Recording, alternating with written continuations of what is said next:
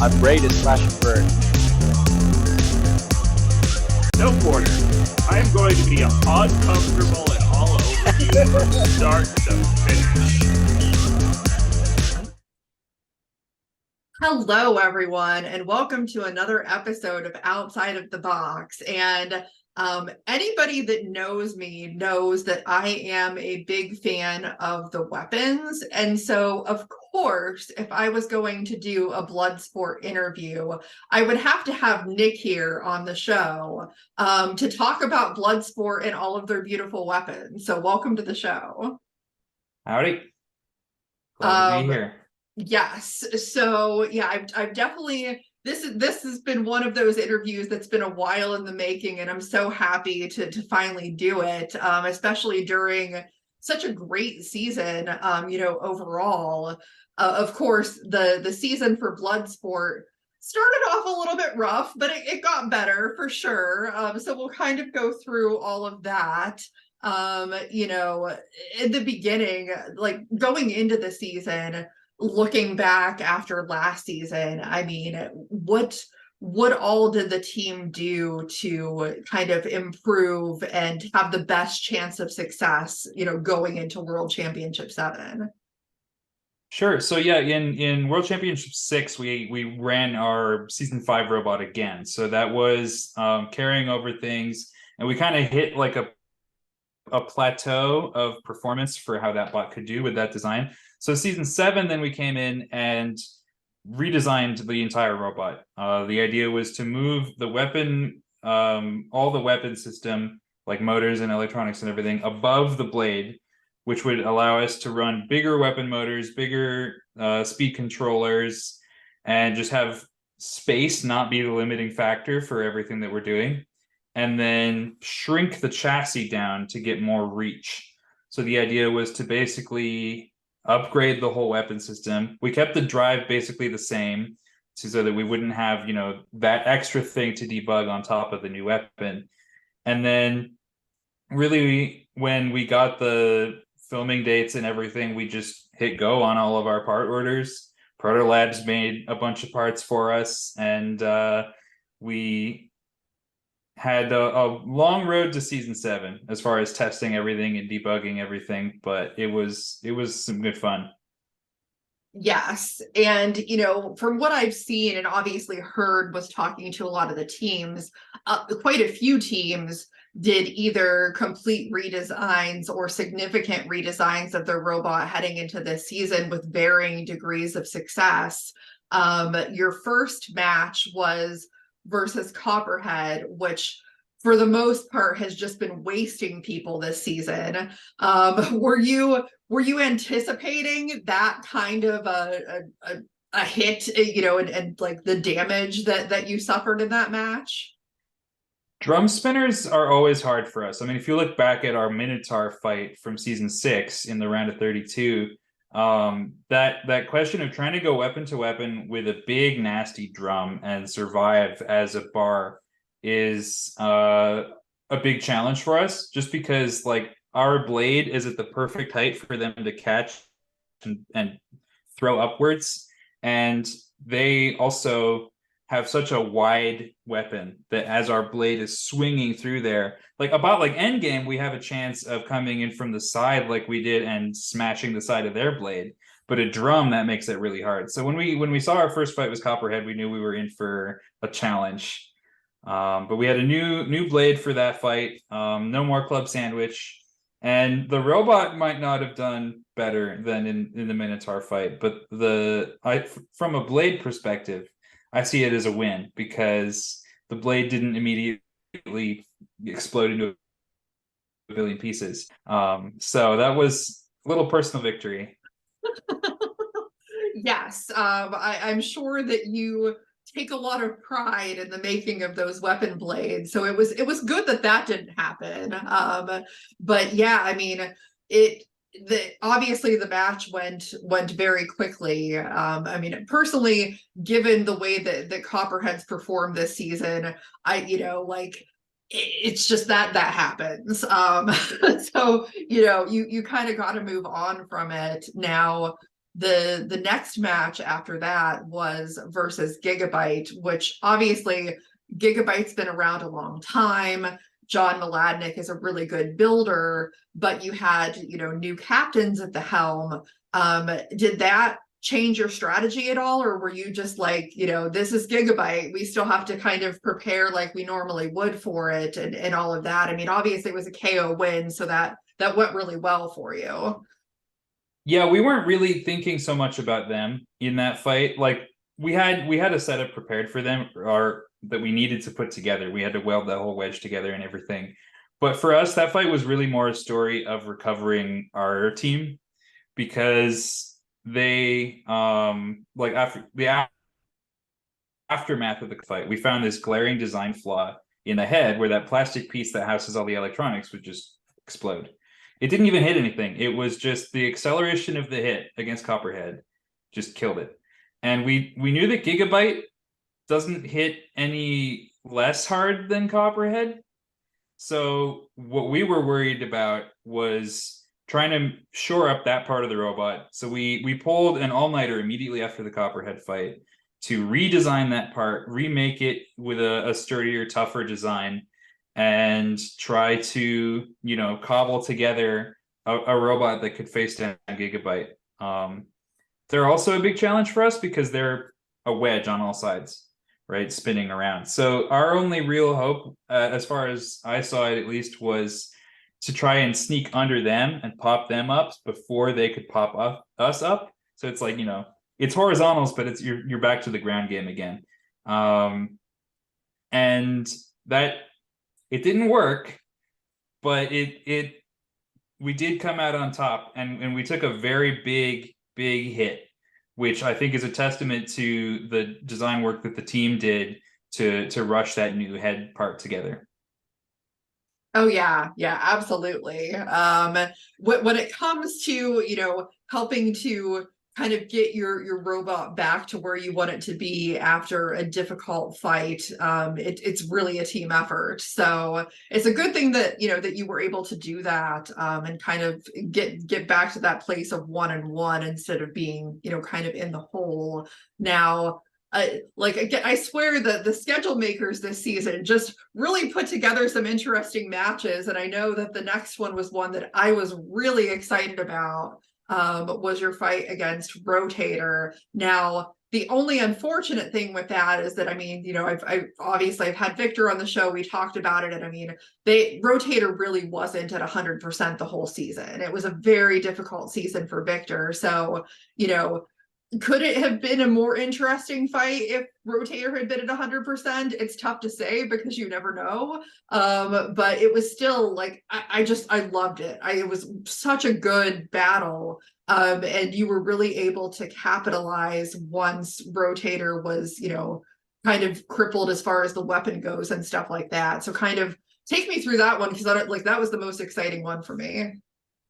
This is one where our new weapon got to really be showcased, because the power that we were able to deliver into those hits is like I've never seen our blade crank like that before.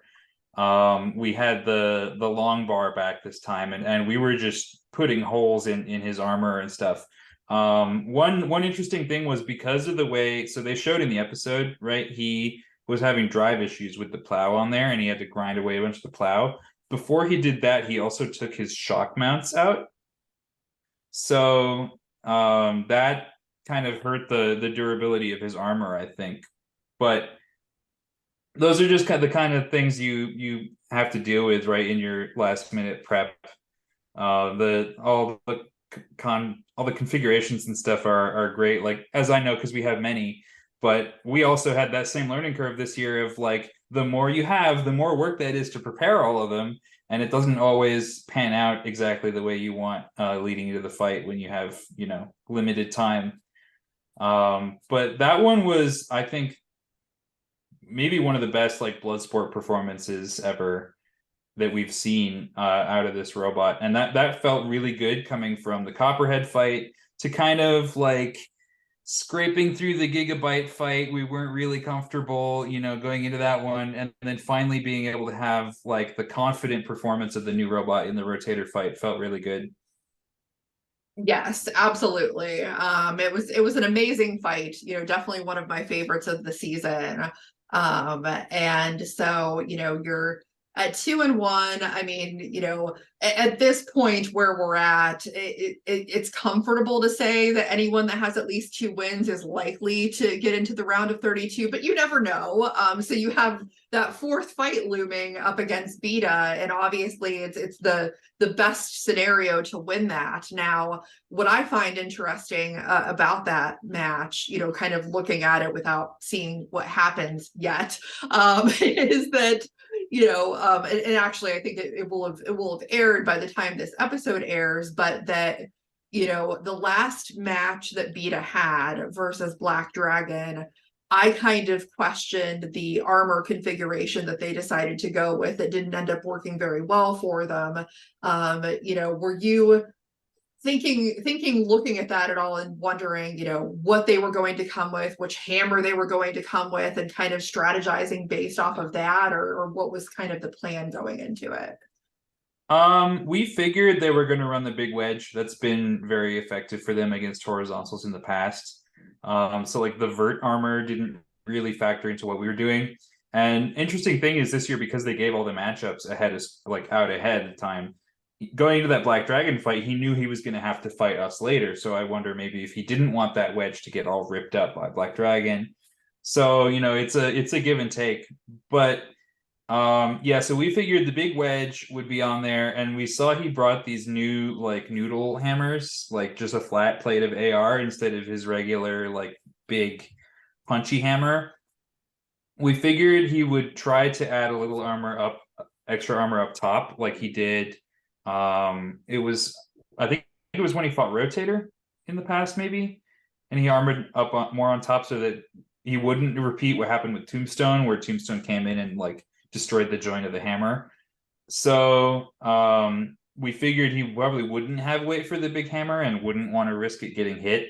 So one thing we did want to be careful of was him being a little bit more aggressive with the noodle hammer, because it's less valuable to him, right? He doesn't mind throwing it into your weapon, or so we armored up the head a bit.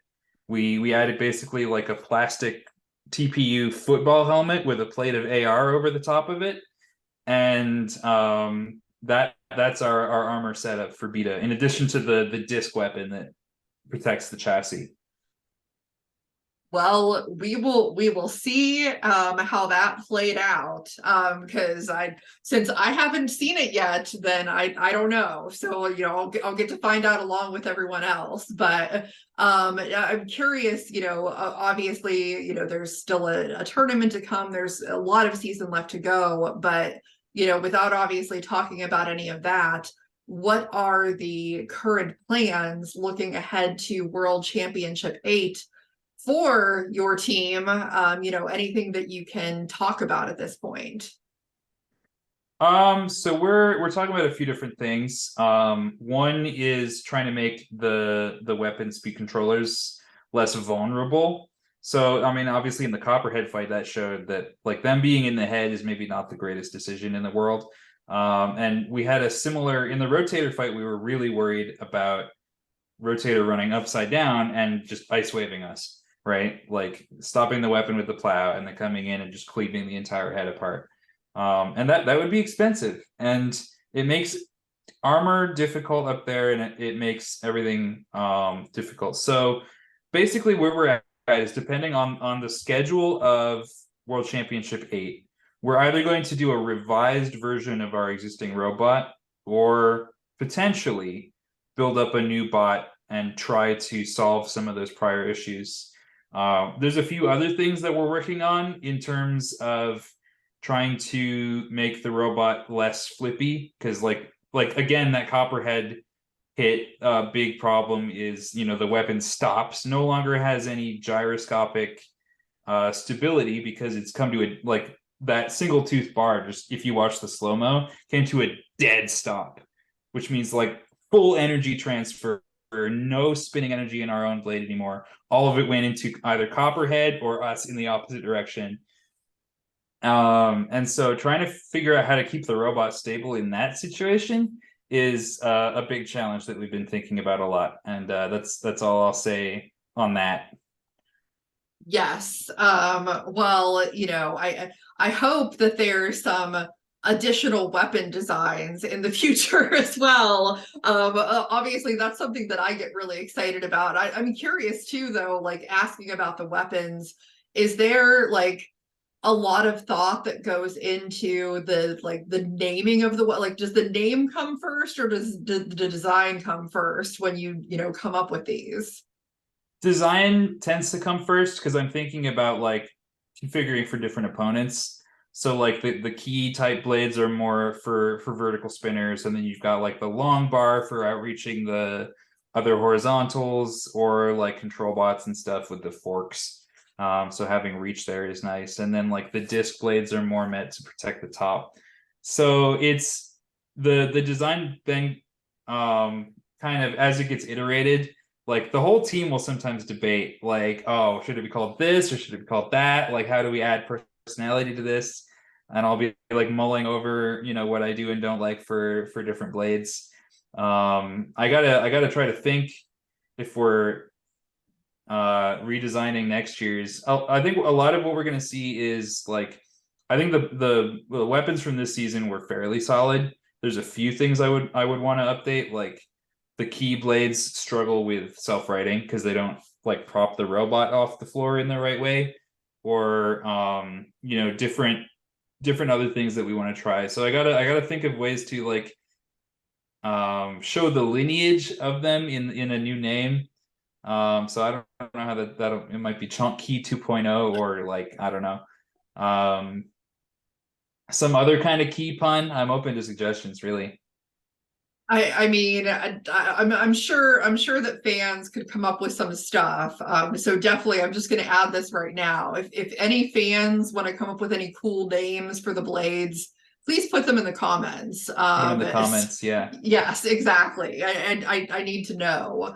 But yeah, because there are other teams who name different weapons, but like not so much that like they talk about them on the show as much as they do for Bloodsport, I don't think. We gave Chris and Kenny a Bloodsport blade identification chart. So it has like a picture of each one and the name and a brief description, some stats and stuff. Pete loved it. He was like posting about it online too. Like that made his life a lot easier to have all of that right there for them to read off of.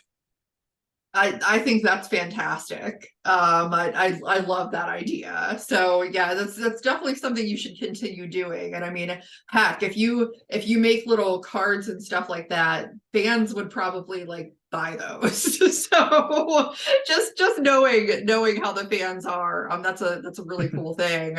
And then just I want to touch a little bit on this too, because I mean, I know like you're kind of a staple person at Norwalk, and a lot of the Bloodsport team, that I've noticed frequents Norwalk. Is that like a kind of a fun thing to get to do in between the BattleBot seasons and everything? Yeah, it's a lot of cool to see everybody on a regular basis and kind of see a lot of what happens at Norwalk is teams experimenting for next season. So even when they're being secretive, like you get to see what they're running at Norwalk and kind of speculate. For me personally, I've really enjoyed going as a ref. First off, the crew is amazing to work with, and it's nice to just kind of show up to the event without all the hours and hours of robot prep. It's nice kind of right around the time of BattleBots to not have to then also be worrying about the little bots. But for this upcoming Norwalk, I'm actually planning to compete again. I've got video viewers can see maybe in the background here, I've got my little robot work area next to me, but I've got the Bloodsport 30 pounders that we ran a couple years ago that have been kind of collecting dust. So I'm trying to revive those and give those another spin. Well, I'm sure that would be very exciting, for any fans who are going to be there, or of course, watching the stream. I'm also curious too, because I do know that you referee there quite a bit. Does that give you an appreciation for the jobs that the referees do at BattleBots? Yeah, it is chaos. I think Norwalk and BattleBots are slightly different types of chaos. Because Norwalk, you're trying to ram like an ungodly, absurd number of beetle weights through as many matches as you can for like 12 hours or more. And I mean, there really is like a beetle weight infestation. Like but in terms of just like corralling, herding cats and trying to get everything in order at arena side, it is interesting. I talked a bit with John Remar at filming about it too, and he told me to like, oh, give me your countdown, like show me how you do it. So we had a little ref moment there. That's funny. And yes, I think that each event has its own unique set of challenges to work through. So it's kind of interesting that you get to see that perspective from multiple angles and all of that. Very cool. Yeah, it's cool being on both sides of it, right? Like competing in the events and then going behind the scenes and seeing how everything is for the event organizers. Makes me think that if I like at some point in the future, maybe if I didn't have the time for building robots anymore, that I would go more into the like event running or staffing type of role. Yeah, I mean, I think, the more that the sport grows, the more that we're going to need people in those roles, because hopefully there's going to be a lot more events popping up and things like that, so that more people can like have this accessible to them, which I think would be a really great thing. But now is the time in the show where I ask you to name as many of Bloodsport sponsors as you can think of to say shout out to the sponsors. Oh, Curtis is gonna be so mad if I forget them. Okay. Proto Labs is the biggest one. They, made our chassis and everything, and they actually were part of that big turnaround in the middle of the season to redesign our robot. So Proto Labs, number one, they're right here on the shirt. There's also NTMA Machinist Career College. They're awesome. They've been sponsoring us for a few years now down in California. So if you're in the LA area, go learn to be a machinist. And then blade sponsors, Telsteel, CMC Metals and their True Shield line. Mill Metals, they make all of our armor. Let's see, Alt Parts Inc. They're a big sponsor for us. I can't look at the back of my shirt. Arc Plus, they have a really cool like EDM machining capabilities. Backblaze is a cool online backup solution. Nanic Cases is another standout sponsor to me this year. You see the case in the background that I've been using for the smaller robots, but they sent us like just a horde of cases were raining down on Justin's house for a bit, so that was fun. But yeah, overall we have an awesome bunch of sponsors. I'm sure I didn't list all of them because Curtis is amazing at finding like an ungodly number of sponsors for the team. But yeah, thanks to all our awesome sponsors. Yes, awesome. Yeah, and thank you to any that Nik happened to not name. But yeah, well, I think, fans are certainly going to be excited to continue to watch Bloodsport this season and see what y'all come with for the next season. But I want to say thank you to my subscribers, which include many builders, I am sure. So I am so thankful for the support and everything else. This community is amazing. And it's the best community that I've ever been a part of. So thank you for that. If you haven't subscribed though, please do so. Please like, comment, share, all of those good things. And we'll see everybody next time on the show. Thanks.